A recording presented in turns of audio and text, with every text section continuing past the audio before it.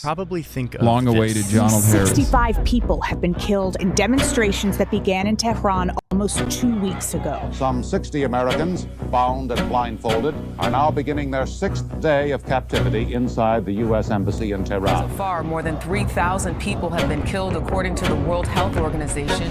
Today, our perception of Iran is dominated by the regime that has controlled it for almost 15 years. But I want to show you a different Iran, the Iran that existed long before this regime. I want to show you what led up to it. Because understanding that Iran is key to understanding how we got this brutal religious regime and how it has survived for so long. You might think that the story of modern Iran is going to be about religion, but in fact, the story I'm about to tell you is about power and fear. Okay, frame one. Interesting. Is Johnny Harris picking up different books? Wow. Oh my God. Oh my God. It almost feels like that is the story of every conflict around the world. It's never about religion. It's always about power. It's always about resources. It's always about who gets to have the resources. And power is how you get to keep the resources, take more resources, and demand more resources. So that's good. Frame one. Because immediately he was like, this religious government. And I'm like, whenever I hear that, I'm like, oh, here we go. Some fucking spiritual, holistic mumbo jumbo again. Oh, it's a religious war. Nope. Probably think of long-awaited Donald Harris. 65 people have been killed in demonstrations that began in Tehran almost 2 weeks ago. Some 60 Americans, bound and blindfolded, are now beginning their 6th day of captivity inside the U.S. Embassy in Tehran. So far, more than 3,000 people have been killed, according to the World Health Organization. Today, our perception of Iran is dominated by the regime that has controlled it for almost 15 years. But I want to show you a different Iran, the Iran that existed long before this regime. I want to show you what led up to it. Because understanding that Iran is key to understanding how we got this brutal religious regime and how it has survived for so long. You might think that the story of modern Iran is going to be about religion, but in fact, the story I'm about to tell you is about power and fear. Okay, frame one. Interesting. Is Johnny Harris picking up different books? Wow. Oh my God. Oh my God. It almost feels like that is the story of every conflict around the world. It's never about religion. It's always about power. It's always about resources. It's always about who gets to have the resources. And power is how you get to keep the resources, take more resources, and demand more resources. So that's good. Frame one. Because immediately he was like, this religious government. And I'm like, whenever I hear that, I'm like, oh, here we go. Some fucking spiritual, holistic mumbo jumbo again. Oh, it's a religious war. Nope. It is about power. Because for most of its history, Iran was a superpower. An advanced civilization ruling over huge swaths of land Kai that responded. today we call the Middle East and Central Asia. They have been culturally, militarily, politically at the center of things for a very long time. Oh, and this was starting like over 2,000 years ago. But empires rise and fall, and this empire eventually was in decline. Which Stop hating on him 1 minute into the video. You always do that, and Harris videos turn out sort of okay most of the time. It's literally not true. It's the most nefarious version of propaganda. To our story, which starts here. This moment, the year 1800, Iran is ruled by a family dynasty called the Qajars, and they find themselves in between two big empires, both of them expanding pretty quickly. If you look at these empires... Excuse me. Two big empires? Two big empires, you say? That's interesting. Because I kind of see a third empire right there. Disgusting. Erasure. Okay? Kind of seems like there's a third empire right there. And it's you can kind of see it if you squint hard enough. It's even visualized. Interesting. Interesting. You can see it right there. Look. Them expanding pretty quickly. What's that? What's that, Jonald? What the fuck is that?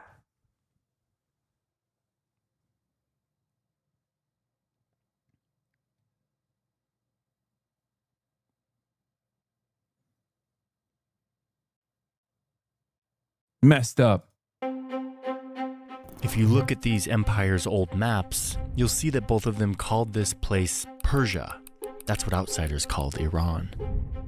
The Russian Empire had been fighting to get access to this land between these two seas. Seas that, by the way, are usable during winter. Look, motherfucker, look! Why? Why is the opacity so fucking low? Look at this man. How are they trying to get access there? Land between these two seas. Seas that, by the way, are usable during winter, unlike Russia's other ports in the north. They're gonna have to control this land if they want to control Central Asia. Russia easily defeats Iran in a few wars, and they take the land and get access to the seas. And in doing so, Russia makes Iran sign some treaties that gives Russia exclusive military control in the Caspian Sea. The treaty also says that the Ottomans were washed back then, true, but still, they were still there. Russian He merchants fucking blurred the Ottoman Empire out. I'm pissed. can do what they want. They don't have to comply with Iranian law. It was a lot. Oh wait, and I almost forgot, if this wasn't enough, Iran has to pay Russia back for the war. So it's still the early 1800s, and Russia has just leveled up its strategic position in Central Asia, not just by conquering this land, but by solidifying major leverage within Iran. Now, over here, the British are watching. They're watching closely, and they're getting nervous. Russia now has access to these seas, and it has leverage within Iran. That means easier access to this Gulf, the Persian Gulf that leads to the rest of the world. Even worse, this land east of Iran is strategic high ground. They call it the key to India, meaning if Russia got access here, it would threaten the British Empire's most valuable colony. Iran might take this over and give Russia access. This would be a nightmare for Britain. A British general calls Russia a, quote, disagreeable and even dangerous. Where is Israel? Israel doesn't exist. It's Ottoman territory at this point. It's it's Palestine under Ottoman control. Dangerous neighbor. So the British Empire jumps into a competition for influence in this region that would come to be known as the Great Game. They fight several wars with Iran to stop them from getting the key to India.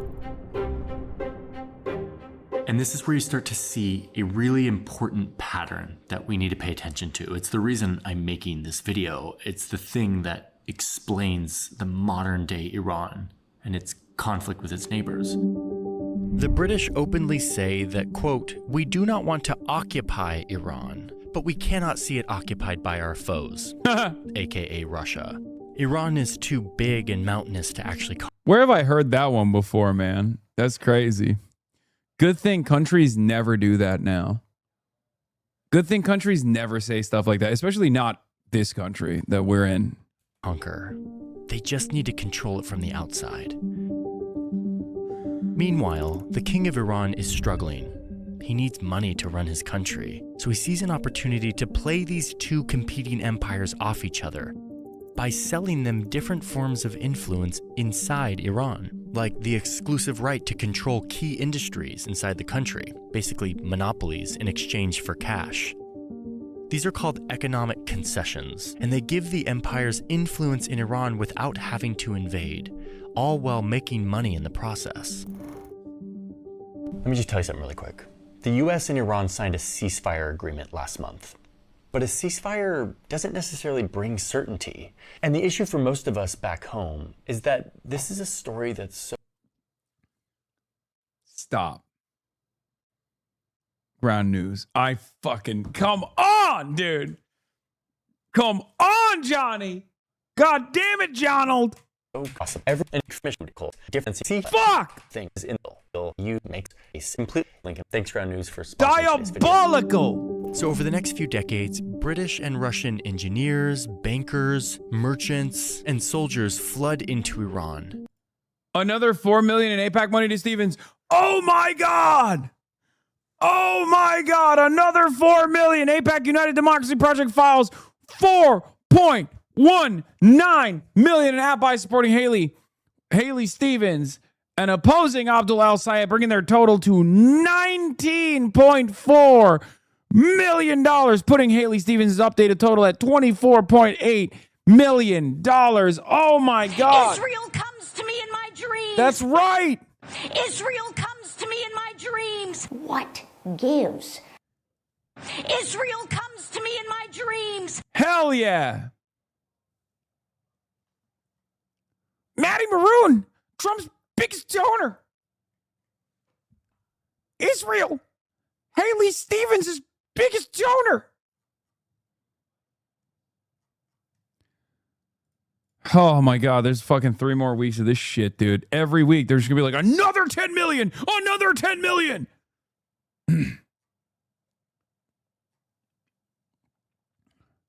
UDP also files for $545,000 in ad buys opposing Cory Bush, bringing up their total in Missouri 1 to $1.7 million. Holy moly. They're exploiting natural resources, making money off everything from railroads to dams to bridges to factories. They're collecting tolls on customs and taxes. They're running lucrative banks. They build some infrastructure, but much of the benefit flows outward. Britain builds this telegraph line across the country, but it's run by British subjects, and it's a... This video is fine, however, the Russian Empire's flag wasn't the current Russian Federation one. I found this discrepancy very upsetting. Thought I would point this out. I mean, yeah. Game changer for Britain. Messages that once took months and traveled to India in minutes. And the Iranian king is making money for the country, but he's using a good amount of it for his personal lifestyle.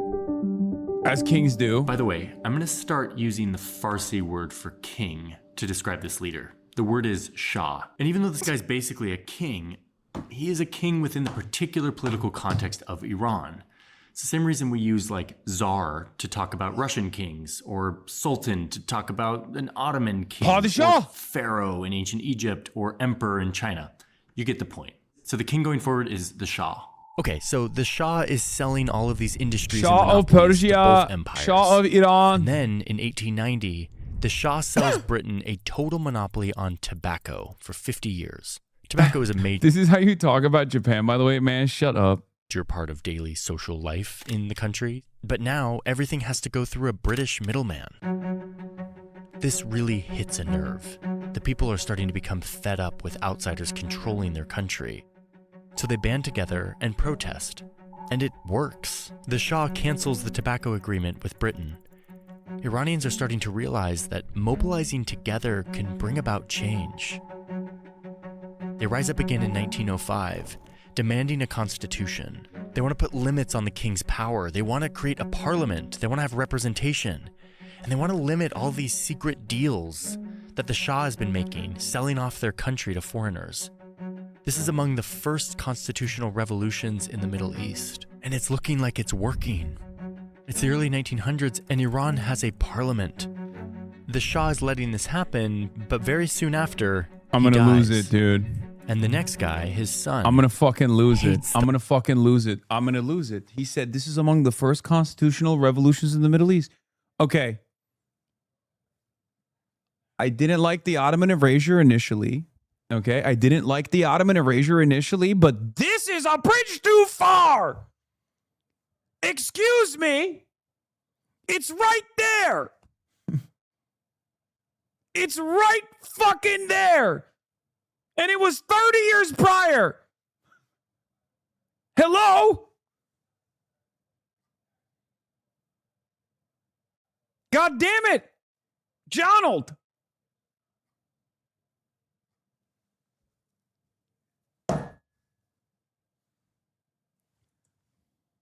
What gives? Parliament. doesn't like how it's limiting his power. You know who else hates all of this democracy? The empires. Especially Russia, whose influence in Iran the new parliament wants to diminish.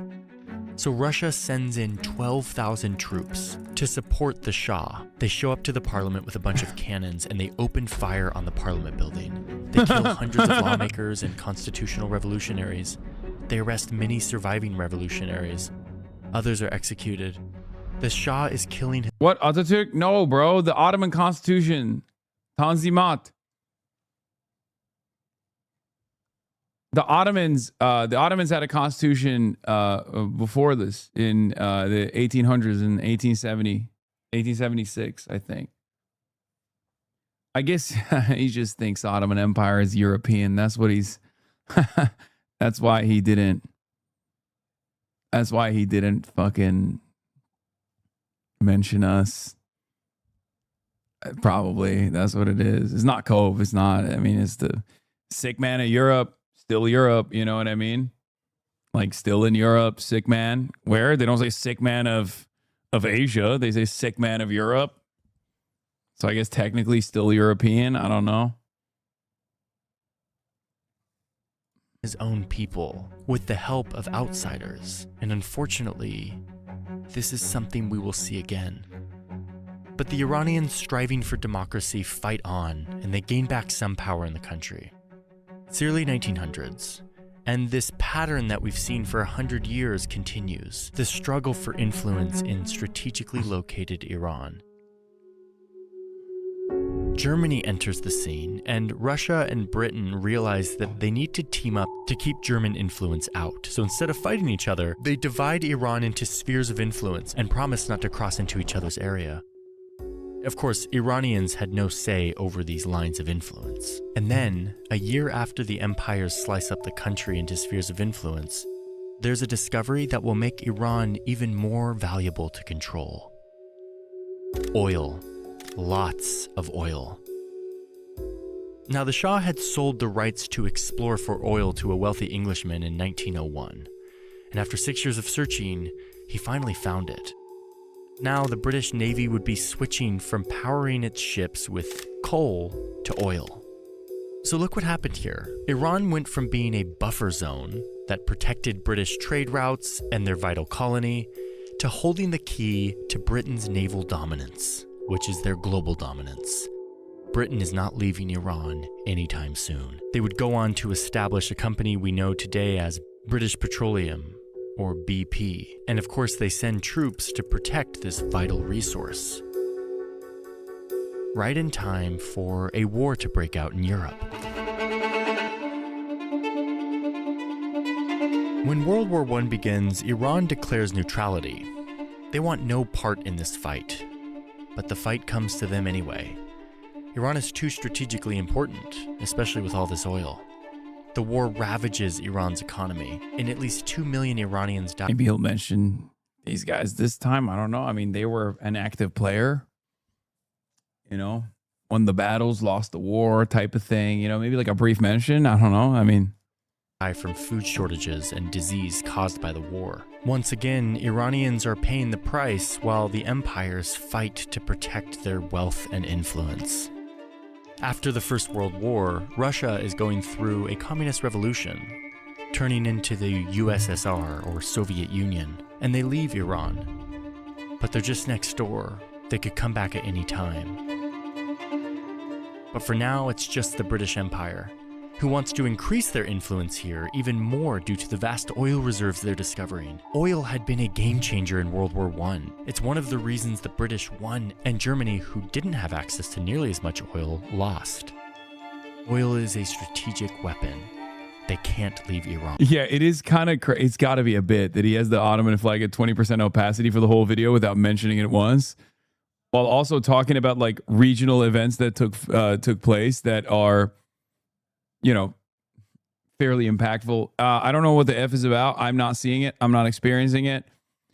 I'm not seeing it. I'm not experiencing it. We're waiting 7 minutes from now. We're going to see our president, the big, beautiful president, tell us about China. But But Iranians are fed up with what has been over 100 years of foreigners running their country from the outside. So this military man rises up. He works with the parliament to throw out the old Shah and promises to make Iran great again, trying to get the people to remember that this was a superpower. They need to restore that greatness. His name was Reza Shah. At a time of rising nationalism everywhere, Reza Shah emphasizes Persian identity and greatness, reminding people that the majority of Iranians speak Farsi, not Arabic like much of the Middle East. And this Shah says that Iran was great before the Arabs brought Islam to Iran, so he wants to reduce the influence of religion in the society. He wants to make the secular state the only political and legal power. In 1936, he bans women from wearing any kind of cover or veil. He wants to modernize Iran and push back against all the humiliating foreign influence that has been stopping the country from being able to determine their own destiny for decades. It feels like a new era for the country. He's building hospitals and schools and roads and a university. Farsi becomes the official language. Nomads are forced to settle down. He builds a railway across the country. He builds a strong centralized bureaucracy, a secular court system, a powerful army. Didn't Turkey do something similar? I don't know. Maybe this video would elaborate or enlighten us a little bit about a similar revolution that took place in Turkey, but I don't know because it's at 20% opacity the entire time. So I don't know. Perhaps.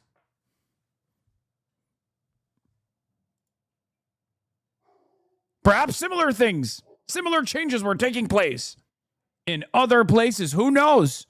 Places very close, places bordering Iran. And he demands that outsiders call it Iran instead of Persia. And he crushes anyone who opposes his modernizing efforts. Okay, but not too fast. This is where we're going to see that pattern again. As part of all of this modernizing effort, the new leader brings in German engineers. And look at the date. Back in Europe, Germany just started a war with its neighbors. This is World War II. Why did he sound so sad? Wait. Wait, that's kind of, I'm sorry. Look. And look at the date. Back in Europe, Germany just started a war with its neighbors. This is World War II.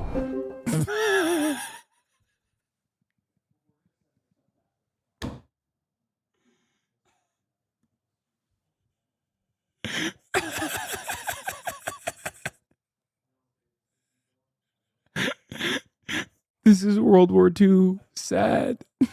Sad face. So here comes Russia and Britain again. They demand that Reza Shah expel the Germans, who could easily sabotage these weapon supply lines that the Soviets need to fight back against Germany in Europe. Or maybe they could sabotage Britain's valuable source of fuel for the war. Reza Shah doesn't want to give in to the big empires. He's done with that. So he stalls, tries to negotiate with them, tries to play these empires off each other, and tries to remain neutral once again. But the British and Soviets are not having it. They pull a familiar act of pressure, this time invading Iran and forcing Reza Shah off the throne and into exile in South Africa. They replace him with his 22-year-old son, who is more willing to do what they want. So much for getting rid of foreign influence. During World War II, Iran is once again too weak to resist and too important to be left alone. A strategic corridor, a buffer zone between empires, a massive oil reserve, and these big powers occupy huge swaths of the country, all a part of their global chessboard. Okay, so World War II is over, and I want you to pay attention to this guy, Mohammad Reza Shah. Remember, he's the new Shah, the one that the Soviets and the British installed right in the run-up to World War II. Yeah, he's a big part of the next chapter of this story, so just keep an eye on him. Oh, and let's update his photo. He's not 21 anymore. World War II's over. Handsome. The Iranian people come out of World War II with even more motivation to... Bro just deleted the Ottomans. It's gone. No more Turkey, no more Turkey, no more It's just territorial landmass. Indiscriminate landmass all over here. Stop this seemingly forever cycle of outsiders controlling and ravaging their country. Their democracy movement is now 4 decades old, and the people are developing a stronger and stronger culture of protest, intellectual discourse, politics, national pride, but it's never been able to take root because it's always disrupted by outsiders meddling in the country. I'm not going to lie, this is low-key kind of a good summarization so far. It's like 60 minutes, and I've only been jokingly getting mad at Donald Harris for... Is Trump live? Are you guys fucking with me? He's live already? There's no way he's live early, bro.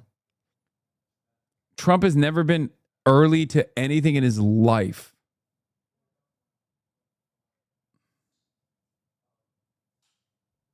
No, it's not. It's super reductive. Yeah, of course it's reductive. It's YouTube history, but I'm saying that like it's not. There's nothing that's like too fucked up so far. Even though the war is over and the British are decolonizing around the world, they're still here, pulling huge amounts of oil from Iranian soil, protecting it with troops, and shipping it around their empire. And the Shah is okay with this. Because remember, the British installed this Shah. They're friends. But the people really don't like this Shah. He's Britain's Shah, not Iran's.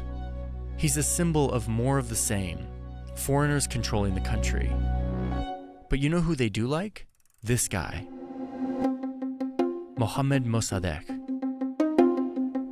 He's a political leader, and he rises up with a strong voice, calling for Iranians to reclaim their country.